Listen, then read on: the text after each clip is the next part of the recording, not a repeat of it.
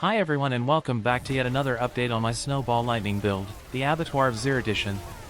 In this video, I'll guide you through my changes to navigate the new endgame content, where to put the new tiers of blood glyph, how far I could push it with my gear without uber uniques, and what you can expect from it in future updates. For a deep dive into the build that's playable in any regular content, please watch the complete guide in the description.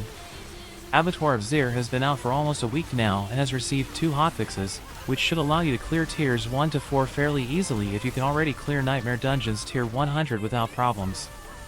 You are watching an Abattoir of Zir tier 9 dungeon, the highest one I could reach so far with this build, which can be farmed quite comfortably in around 4 to 5 minutes, yielding 9,900 glyph XP at the end of the run.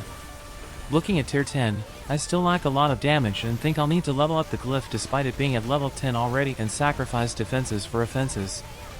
I expect it to get up to tier 14 before Diablo's damage reduction mechanics prevent further enhancements to this build. Even though the build is relatively tanky, as you can see throughout the video, you will eventually get one shot here and there, and what I didn't entirely consider before is the fact that enemies who become unstoppable will also get cleared of any chill mechanics, making the damage reduction from chill for this short period impracticable since this build is highly relying on it. Therefore, I exchanged the Frozen Orb enchantment with the Fire Bolt enchantment to have a consistent burn effect on all enemies, regardless of their unstoppable status. I'm also switching between Ice Armor and Lightning Spear, but tending more and more to Ice Armor.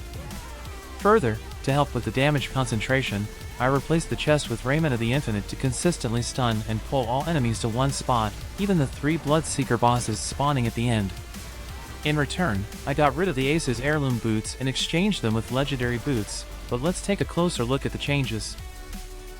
We still have Disobedience on the helmet. Use Shako if you have it, and move the aspect to the amulet. For the chest, we use Raiment of the Infinite, but if you don't have it, consider using a piece with the ever-living aspect and focus on defensive stats. On the gloves, we use Elementalist now, but Fists of Fate might be the go-to choice for more damage and lucky hit effects when pushing. For the pants, we focus again on defensives and stick to the Snowguard's aspect, and we use the Exploiter's aspect on our boots now for 40% increased damage to enemies who become unstoppable. Of course, you can still go with Asus, but you will miss out on damage reduction. The one's the same and uses the Conceited aspect. I also went more defensive on the amulet, which uses the Gravitational aspect, but I'll need to change this up again with either Armor, Intelligence, or cooldown affixes. Consider switching to another passive such as Devouring Blaze or Hoarfrost. We then got the Tal Rasha's ring, and another ring with the recharging aspect as we don't have mana cost reduction on the amulet. The offhand also still uses the Storm Swell aspect. We have 9k raw armor, which will go up to 12.8k.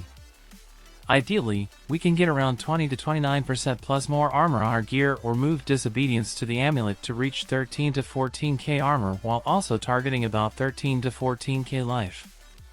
Our resistances are maxed thanks to our Paragon boards. The 66% for Poison and Shadow are due to my amulet's lower item level. It will be okay with proper gear. Other than this, we got 40% critical strike chance and lots of damage reduction from chilled and burning enemies as well as other forms of damage reduction such as vulnerable and elites. Apart from that, we should focus on increasing our mana pool and investing in resource generation as well as movement speed. In terms of Vampiric Powers, we stick to Ravenous and Infection for the synergies with the Malignant Ring, but then take Sanguine Braze for damage reduction on fortification and additional crit chance, Resilience for life-based damage reduction, and the Undying Vampiric Power to heal when casting our skills. The skill tree didn't change too much. We use the Fire Bolt basic skill as our enchantment now, so 1 point needs to go there. Frozen Orb is gone while Chain Lightning stays as our first enchantment. I also put some points into Elemental Dominance, but they could also go to Conjuration Mastery or other areas you like as they became free after freeing points from Frigid Breeze from the Ultimate Skills section since we don't want to focus on generating mana from just Blizzard anymore.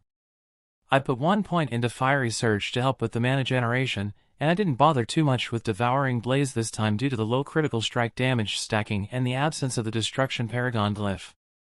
Feel free to adapt this as well to your amulet's passive and the rest of your gear's synergies. The most important update in the Paragon boards is the utilization of the new tiers of blood glyph that drops after completing Tier 1 in Abattoir of Zir. I've placed it on the starting board for bonuses to non-physical damage and resistances, but consider moving it when it reaches level 50 as its radius increases for even more damage. The second board is Burning Instinct to focus on damage reduction from burning enemies by using the Tactician glyph to double this bonus and receive a multiplicative damage increase of 10%. We also get some armor and another damage reduction from elites. After grabbing these rare nodes, we move on to the third board, Enchantment Master, where the setup is similar by using the Elementalist glyph as it synergizes well with the non-physical damage and resistance nodes. Also very close to how it was before is the fourth board, Frigid Fate. We don't have as much bonus to Vulnerable anymore due to the focus on the new Tears of Blood glyph and use the Territorial glyph for damage to close enemies and damage reduction against them. After taking the rare node on the left which give us damage reduction from Vulnerable, we move on to the fifth board, Icefall. As mentioned before, due to enemies becoming unstoppable, damage reduction from Chilled is not so effective anymore, but I didn't want to switch it up completely since it still works well in lower tiers where you will kill enemies before they realize it. The Reinforced node doubles this bonus while gaining a 15% damage reduction while having a barrier active. The last board is Static Surge, where we still use its legendary node for primary resource generation and vulnerable mechanics with Chain Lightning, and use the Adept glyph to boost our ball lightning damage and area of effect. And this concludes this video. Thank you very much for watching. I'll be exploring more options for this build in the future as it's still viable in lower tiers up to tier 9 at least, but I won't hold on to it as the damage reduction doesn't quite make it despite the significant investment in its defenses, so I'll need to bring damage output and input into balance again. Let me know if you have any questions or suggestions in the comments section. Thank you, have fun, and see you next time. Goodbye.